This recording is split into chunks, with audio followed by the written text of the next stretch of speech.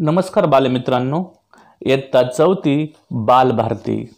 आज यामध्ये आपण पाठ क्रमांक 5 मला शिकायचंय या पाठाचा संपूर्ण स्वाध्याय पाहणार आहोत।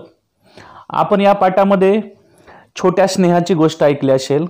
तिचे आईवडील तिला शिकायला पाठवत नसतात आणि शाळेतील शिक्षक आणि गावचे सरपंच कशा प्रकारे स्नेहाच्या आईवडिलाला शिक्षणाचं महत्त्व पटवतात आणि तिला शाळेमध्ये पाठवायला सांगतात याविषयीची ही गोष्ट आपण नक्कीच अभ्यासली असेल।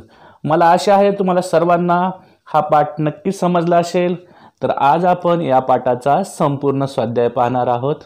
स्वाध्याय पाहण्यापूर्वी आपण जर आपली शाळा या YouTube चॅनलवर नवीन असतील तर सर्वप्रथम या YouTube चॅनलला सबस्क्राइब करून घ्या, कारण आम्ही आपल्यासाठी नेहमीच नवनवीन व्हिडिओ आणत असतो। चला तर करूया आजच्या व्हिडिओला सुरुवात। पहा स्वाध्याय। प्रश्न पहिला, एका वाक्यात उत्तरे लिहा। अ, स्नेहा का रडत होती? आता आपण याचं उत्तर लिहूया।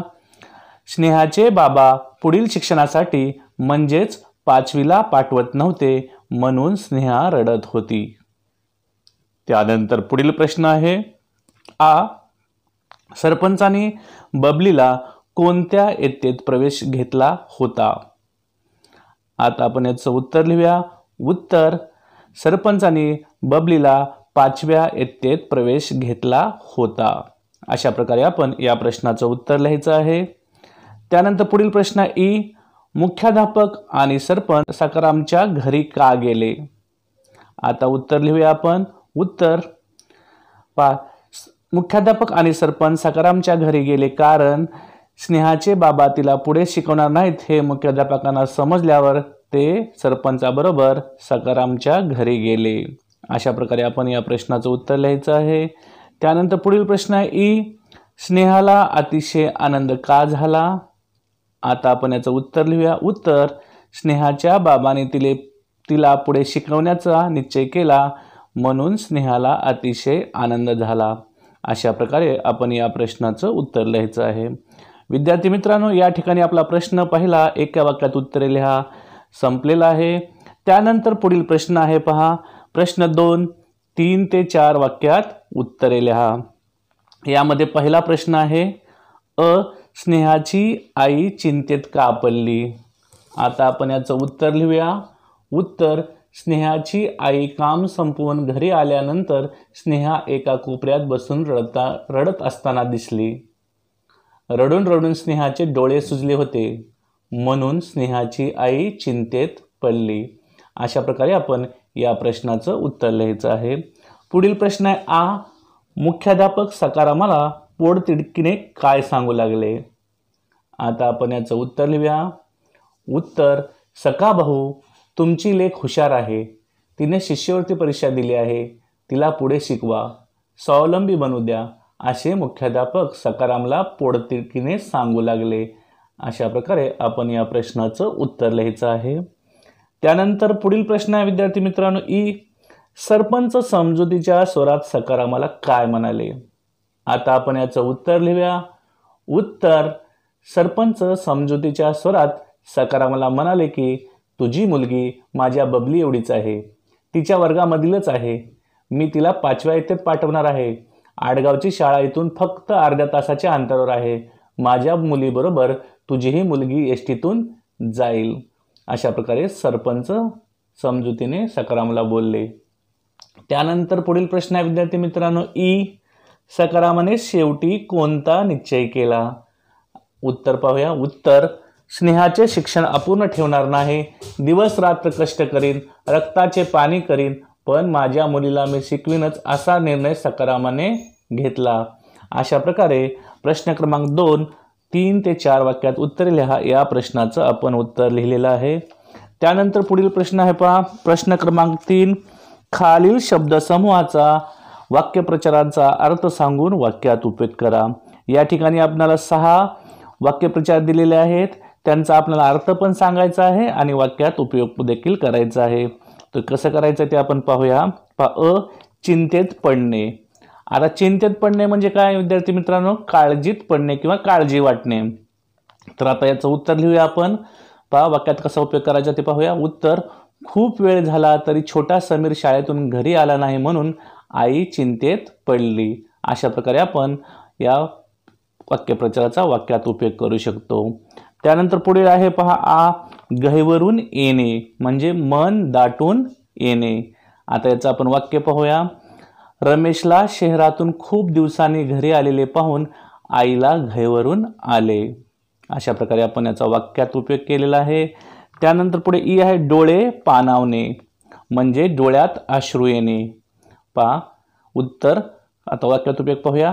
कष्टाने शिकवलेल्या रमेशचे यश पाहून राधाबाईचे डोळे पाणावले.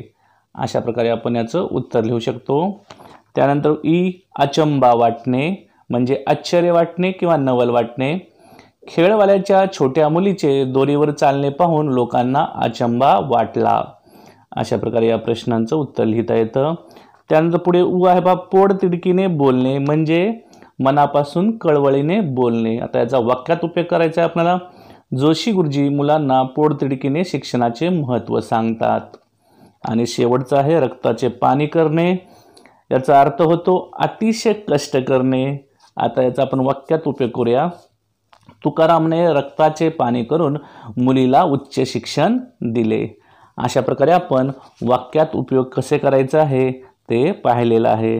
त्यानंतर या ठिकाणी प्रश्न पुढील आहे पहा, प्रश्न क्रमांक 14. तुम्हाला काय वाटेल ते लिहा. आता या ठिकाणी काही गोष्टी दिलेल्या आहेत, काही वाक्य दिलेले आहेत, ते ऐकून किंवा ते पाहून तुम्हाला काय वाटेल ते लिहायचं आहे. एक आहे, खूप पुस्तके पाहून.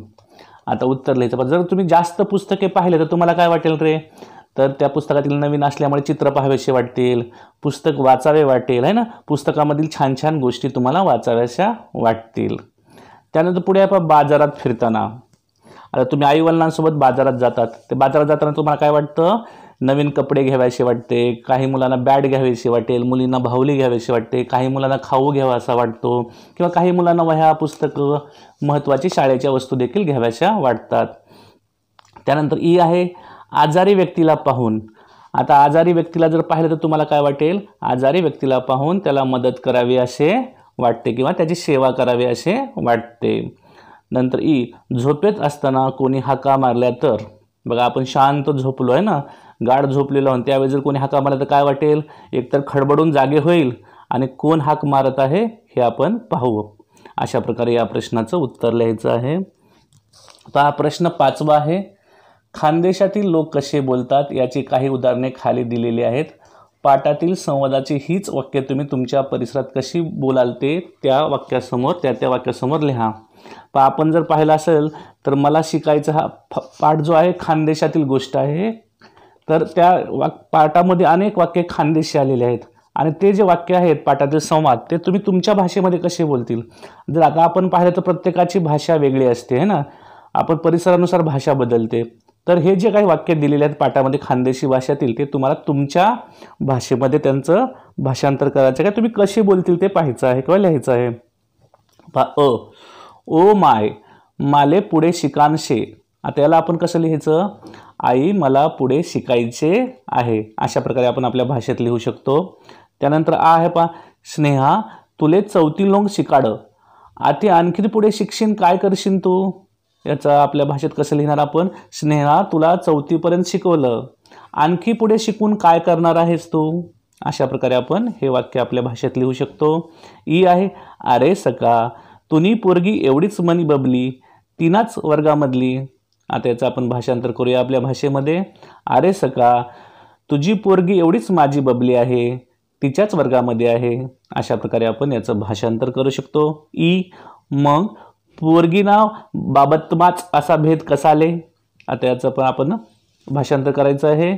मग मुलीच्या बाबतीत असा भेदभाव का. अशा प्रकारे आपण हे लिहू शकतो. आणि शेवटी उ अपुरं शिक्षण नको, दिनरात कष्ट करसो, रक्तन पाणी करसो, पण मनी अंडरेले शिकाडसो.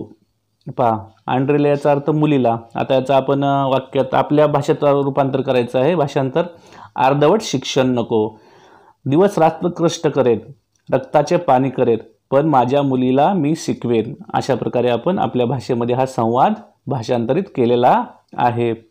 तर विद्यार्थी मित्रांनो, या ठिकाणी आपण मला शिकायचं आहे या पाठाचा संपूर्ण स्वाध्याय पाहिलेला आहे। मला आशा आहे तुम्हाला सर्वांना हा स्वाध्याय आवडला असेल। पहा, या पाठाच्या खाली एक उपक्रम देखील दिलेला आहे, तो उपक्रम देखील तुम्ही पूर्ण करायचा आहे। तर आशा आहे आपण अशाच एका नवीन व्हिडिओसह पुन्हा भेटूया। तोपर्यंत सर्वांना मनपूर्वक धन्यवाद।